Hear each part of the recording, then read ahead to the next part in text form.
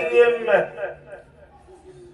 يأمر: قل لا أسألكم عليه أجرا إلا المودة في القربى. هذا الذي يريده الله سبحانه وتعالى. يأمر الله عز وجل نبيه أن يفصح عن هذا الأمر: قل لا أسألكم عليه أجرا إلا المودة في القربى. من هنا الموالي في هذه الليال وفي كل وقت يذكر أهل البيت ويذكر الصديقة الطاهرة فاطمة سلام الله عليها، التي هي نور للقلوب ونور للبيوت. ولهذا تشوف الموالي يفتتح البيت بذكر أهل البيت وبذكر الزهراء سلام الله عليها. لماذا؟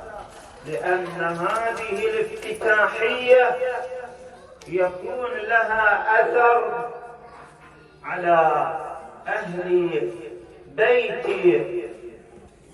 ذلك المكان، إلى أثر كبير لما تذكر أهل البيت عليهم السلام. إذا كان الروايات الشريفة تبين أن هذا الذكر يكون مصعد تسبيح الله سبحانه وتعالى، لما تذكر أهل البيت كأنما أنت تسبح، وهذا التسبيح مصعد لله سبحانه وتعالى يضيء كما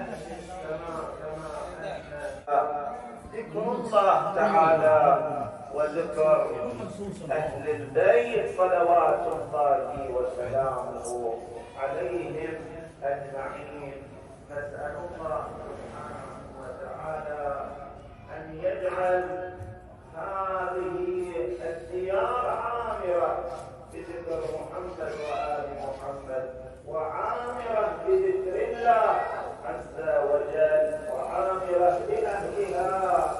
نسأل الله سبحانه وتعالى أن يرزقهم الذرية الصالحة الطيبة المباركة، وأن يجعل هؤلاء الذرية أيضا من خدمة محمد وآل محمد بفضل الصلاة على محمد وآل محمد. اللهم صل وسلم على محمد وآل محمد. من معشرين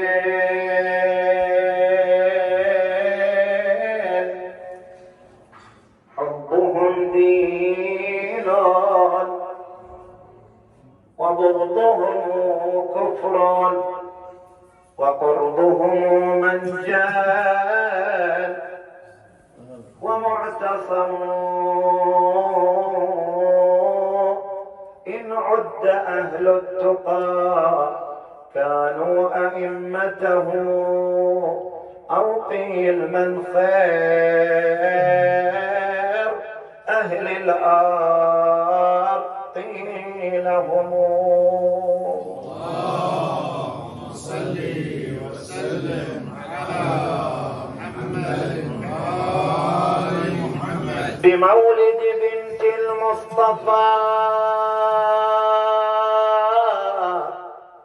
لكم البشرى، فذي نعم الباري عليكم بها تترى،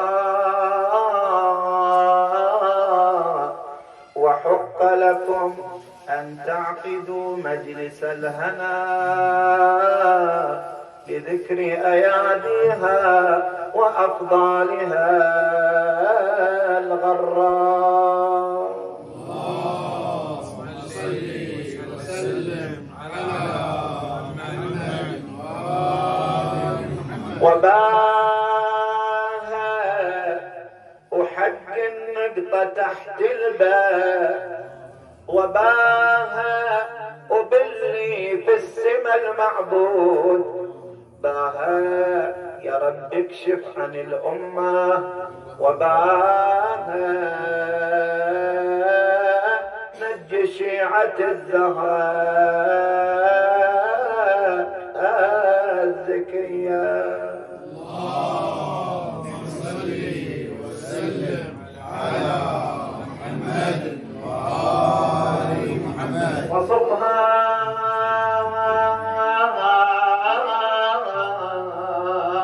أريد انظر قوافيها وصفها باسم الحير الوادم وصفها هاي اللي يشكك العلان وصفها دوا الزهراء لكل علان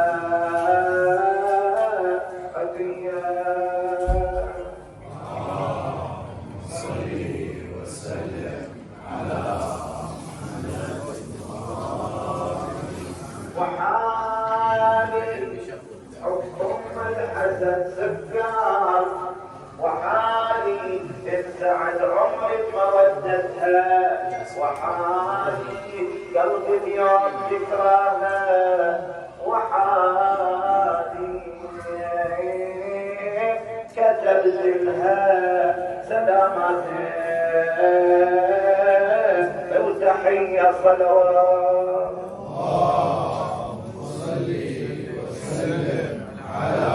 مسدد أبي القاسم محمد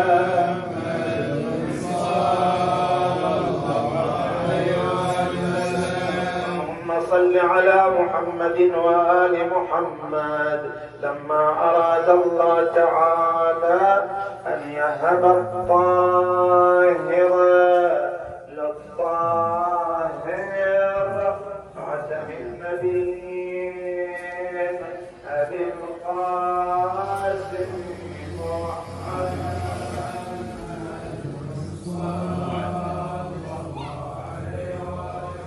صلى الله عليه وآله وسلم. والله تعالى له من يعتزل عن سبيل تقوموا قاعد هناك في الوسط. وكان فيها النبي محمد صلى الله عليه وآله وسلم. يعني في بيت التي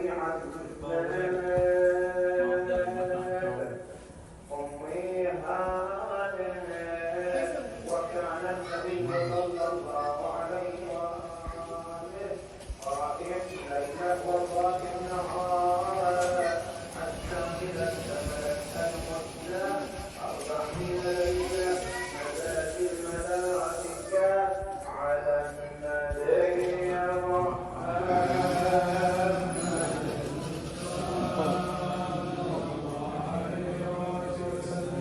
صلى الله عليه وآله وسلم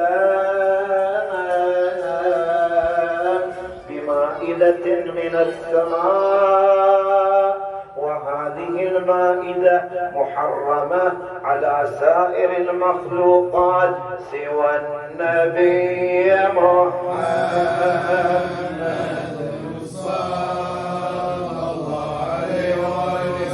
صلى الله عليه وآله وسلم. وجلس النبي على تلك المائدة ثمار من الجنة وجبرائيل وميكائيل وإسرافيل والملائكة يحفون بالنبي محمد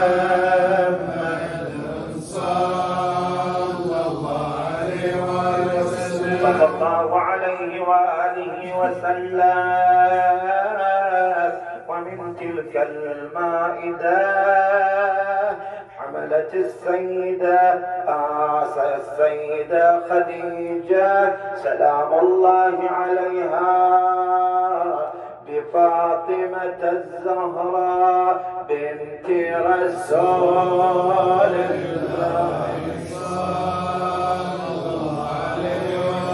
صلى الله عليه وآله وسلم. وفي هذا المعنى أقول أفلح من يصلي على الرسول وآل الرسول. يا مستمعين النظام صلوا على البدر التمام محمد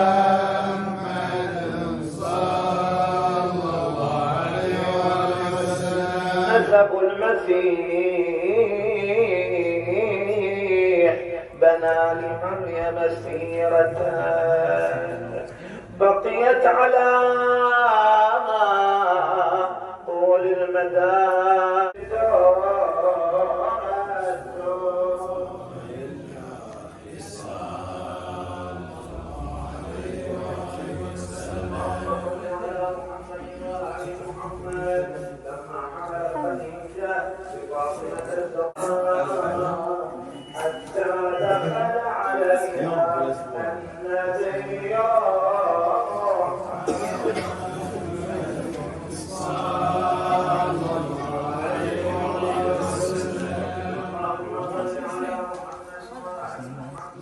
آل محمد صلوات صلى على محمد.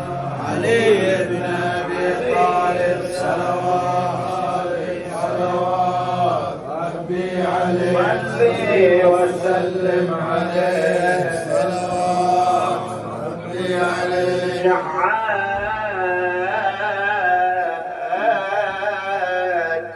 فلا الشمس تحكيها ولا القمر زهراء من نورها الأكوان تزدهر بنت رسول الله صلى الله عليه وسلم. سمات عن الأوف لا شمس ولا قمر وفاقت الأرض لا جنون ولا بشر مجبولة من جلال الله طينتها يرف لطفا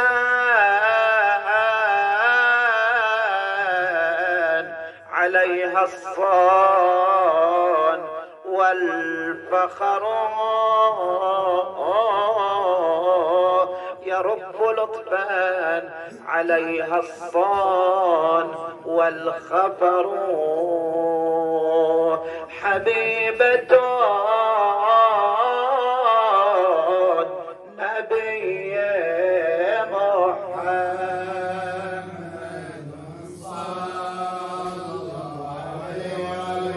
أفضل الصلاة والسلام عليك يا رسول الله. محمد وآل محمد صلوات محمد. علي بن أبي طالب صلوات ربي اللهم صل على محمد عليه. وآل محمد. إلهي نسألك بفاطمة وأبيها وبعلها والسر المستودع فيها فرج عنا يا الله بحوائج المحتاجين. اجعل هذا المحل عامرا بأهله وعامرا بذكر محمد وآل محمد يا رب العالمين. اللهم يسر أمورهم، اللهم احفظهم في أموالهم وذريتهم يا رب العالمين. اللهم عجل وانفس الفرج والعافية وامن علينا برضاه. هب لنا رحمته ورحمته ودعاءه والخير كذلك حقيقة اللي فيها اخوك ابراهيم المبارك سعيد مباركا تقيا. اللهم اجعله من الموالين يا رب العالمين. ومن السائرين على نبي محمد وآله الطيبين الطاهرين بفضل الصلاة على أفضل الصلاة والسلام عليك يا رسول الله.